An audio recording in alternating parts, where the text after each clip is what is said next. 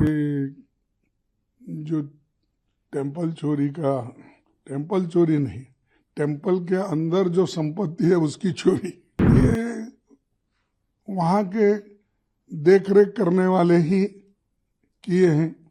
और वो देख रेख करने वालों का ट्रस्ट कौन बनाए हैं? तो हमारे प्राइम मिनिस्टर ने ही बनाया। उद्घाटन कौन किया? उन्होंने किया। पूजा किसने शुरू की? उन्होंने किया। झंडा किसने चढ़ाया राम मंदिर पे? उसने किया। ट्रस्ट के मेंबर्स को सेलेक्ट किसने किया? जब सारी चीजें आप किए हैं तो आप आके सदन में रिप्लाई दो, क्यों ऐसा हुआ, कौन से कैरेक्टर के लोगों को आपने अपने ट्रस्ट में डाले। देखिए, ये 10 साल 20 साल के बाद उठा रहे हैं। ये एक यहाँ के चीफ मिनिस्टर ने, आज मैं पेपर में देखा, उसने उठाया। उसको ये समझना चाहिए, हमारी पॉलिटिकल पार्टी है, मैं एआईसीसी प्रेसिडेंट हूँ, और एआईसीसी प्रेसिडेंट रोजाना तो यहाँ नहीं आ सकता। और हमारी फौज यहाँ है, यहाँ सीएलपी लीडर है, पीसीसी प्रेसिडेंट है, एक्स पीसीसी प्रेसिडेंट्स हैं, हमारे कैंपेन कमेटी के चेयरमैन हैं, हमारे अपना दूसरे जो इलेक्शन मैनेजमेंट के लोग हैं, उसके अलावा बहुत से ऐसे कार्यकर्ता हैं जिसको पद नहीं मिला होगा, लेकिन वो पार्टी के लिए लड़ने वाले लोग हैं और वो लड़ते रहते हैं यहाँ पर।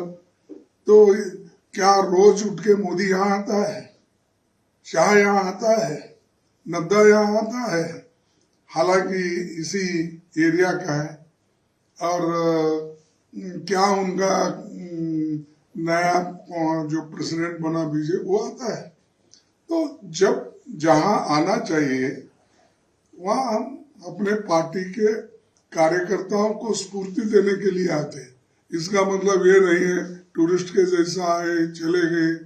ये जो कहना है ये शायद वो अभी मैच्योर स्टेटमेंट है उसका, अभी उतना उनको पॉलिटिकली ज्ञान नहीं है। टेम्पल थेफ्ट का इशू कैसे देखते हैं? क्योंकि यूपी में राम मंदिर हो या यहाँ केदारनाथ या बद्रीनाथ इशू, दोनों में ही इरेगुलरिटीज की खबरें सामने आई।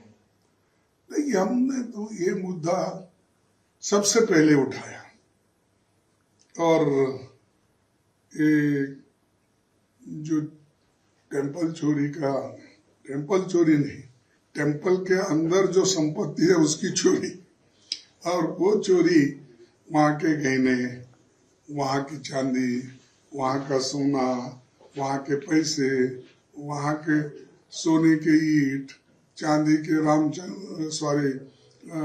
सोने के रामचरितमानस के जो वहाँ पर उन्होंने किताब बनवाई थी, ये सारी चीजें उठा लेना, ये वहाँ के देख रेख करने वाले ही किए हैं। और वो देख रेख करने वालों का ट्रस्ट कौन बनाए हैं? तो हमारे प्राइम मिनिस्टर ने ही बनाया। उद्घाटन कौन किया? उन्होंने किया। पूजा किसने शुरू की? उन्होंने किया। झंडा किसने चढ़ाया राम मंदिर पे? उसने किया। ट्रस्ट के मेंबर्स को सेलेक्ट किसने किया? उसने किया।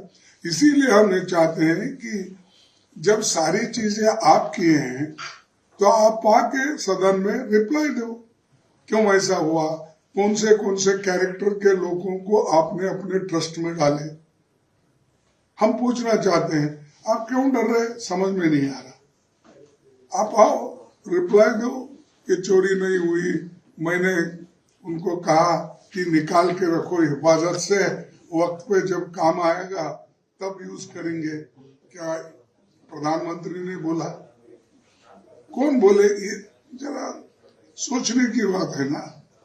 अब लोग जो राम मंदिर या राम के विश्वास करने वाले जो लोग हैं, वो लोग तो परेशान हैं, क्योंकि वो उनकी श्रद्धा को धक्का लगा है। जब उनकी आस्था को धक्का लगता है, वो किसी का नहीं मानते, चाहे वो प्राइम मिनिस्टर हो, चाहे और कुछ भी हो। उनके धर्म के आस्था के ऊपर अगर चोट आती है तो हर आदमी उठ खड़ा होता है, प्रश्न पूछता है। तो वैसा यहाँ पर भी हमने उनके मुद्दों को, जनता के मुद्दों को हमने उठाया, और जो लोग आस्था से लड़ रहे हैं पूछने के लिए, अब उनकी अपेक्षा भी ये रहती है कि कम से कम ये चोरी का मुद्दा अपोजिशन पार्टी को उठा के लड़ना चाहिए, ये उनकी अपेक्षा होती है, और हम जनता की ओर से उठा रहे हैं। आपने व्हिप जारी किया है, एफसीआरए बिल डिबेट होनी है, लेकिन पार्लियामेंट क्योंकि अभी तक नहीं हो पाई, एफसीआरए को लेकर कांग्रेस पार्टी की क्या रणनीति रहेगी कल से? देखो, एफसीआर के बारे में हम तो अपोज करने वाले हैं, एक। दूसरी चीज, ऑल पार्टी मीटिंग हम बुला के, जो हमेशा फ्लोर लीडर की मीटिंग होती है, बुला के निर्णय लेंगे कल। डिलिमिटेशन को लेकर अभी तक स्थिति साफ नहीं हो पाई है, कौन सी पार्टी किसके साथ है, खासतौर पे डीएमके। अकाली दल ने भी अपना सपोर्ट एक तरीके से दे दिया है। देख, देने दो भाई उनको। देखो, डेमोक्रेसी में हम किसी के हाथ बंद नहीं सकते, और उनके विचार को भी हम रोक नहीं सकते। तो उनके विचार दौड़ते रहता उनके माइंड में, वो किसी को पता नहीं चलता। बाकी की चीजें जो फिजिकली हम करते हैं, हमको पता चलता है कौन कैसा है, क्या है, कौन लंगड़ा है, कौन ऊंचा है, कौन अंधा है, कौन काना है, बहरा है, मालूम होता है। लेकिन जो विचार है, जो क्या भागते उनके मन में है, ये मालूम नहीं होता। जब वो एक्ट करेंगे तभी मालूम होगा। लेकिन हमारी स्थिति स्पष्ट है कि सभी दल के लोग मिलकर जो निर्णय लेंगे उसी के तहत हम चलेंगे। छात्रों की गूंज आप लोग प्रोग्राम हुआ, राहुल जी लगातार इसको कर रहे हैं, लेकिन सरकार कह रही है आप छात्रों की बात तो कर रहे हैं लेकिन झारखंड छोड़ के। नहीं, ये झूठ है। देखो, राहुल गांधी जी ने सबसे पहला मुद्दा उन्होंने उठाया। मैं ये नहीं कहना चाहता कि किसी छात्र ने नहीं उठाया, किसी पार्टी ने नहीं उठाया, लेकिन मेरा ये कहना है कि सबसे ज्यादा, सबसे पहले अगर किसी ने इस मुद्दे को उठाकर कोटा में गए, सबसे मिले, उसके बाद में उसमें जान आ गई, सब चल रहा है।